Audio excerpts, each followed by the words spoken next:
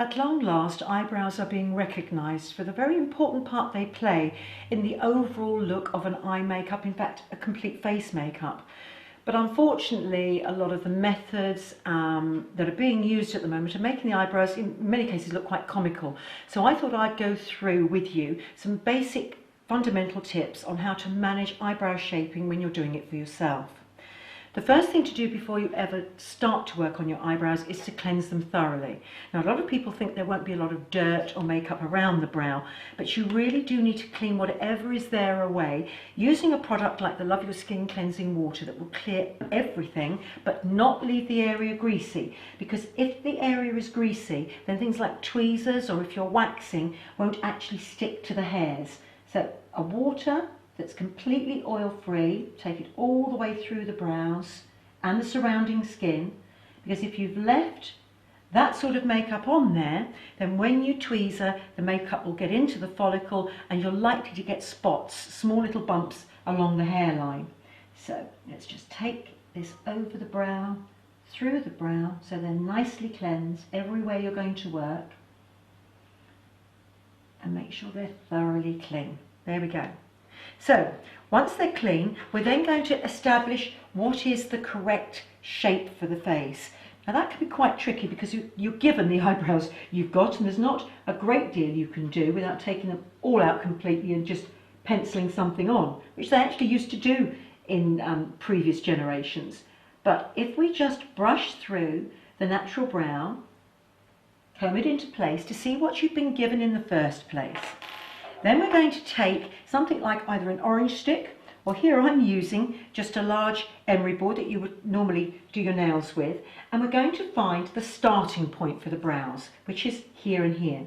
Now, when the brows grow and they fill in the centre here, you'll notice if you ever look at somebody with hairs across here, that they often look as though they're frowning because it pulls the brows together. To find the best place for them to start though, without taking it too far apart, is to place a straight line up from the widest part of your nose, the nostril, and that's where the brow should begin. And you can see with Charlotte here that she's got that exactly right. Her brow is starting exactly in the right position. And if we do the other side, straight up from the widest part of her nose, and again, we've got it exactly in the right position. That means the beginning is balanced. It's not too far apart, which would make her eyes look as though they're almost roaming round the side of her head, but not so close together in the centre that it's making her look as though she's frowning.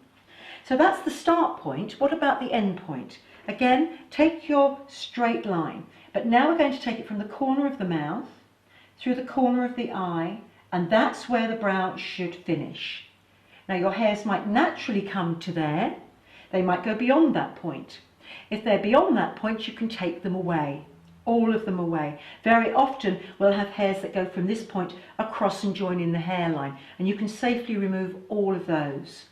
But from the corner of your mouth through the corner of the eye to there gives you the finishing point that gives you a balanced frame to the eye, so that it looks like a picture frame around your eye.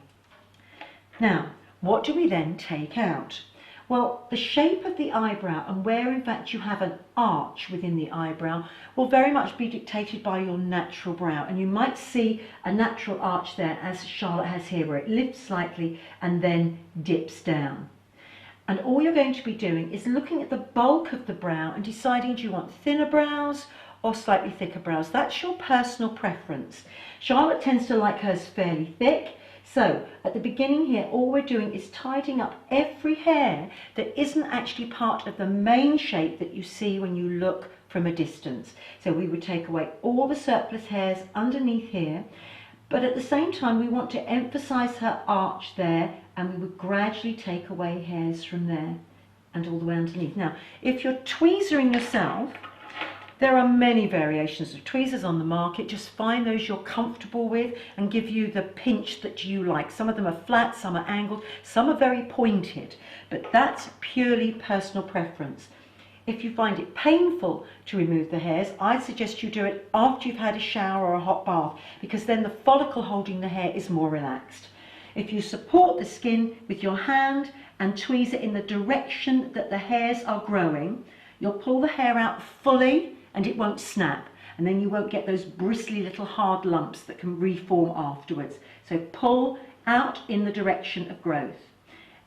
And if you're doing this for the first time, do some on one eye, then balance it with the other eye, and keep looking in the mirror until you're sure you're comfortable with how much you've done.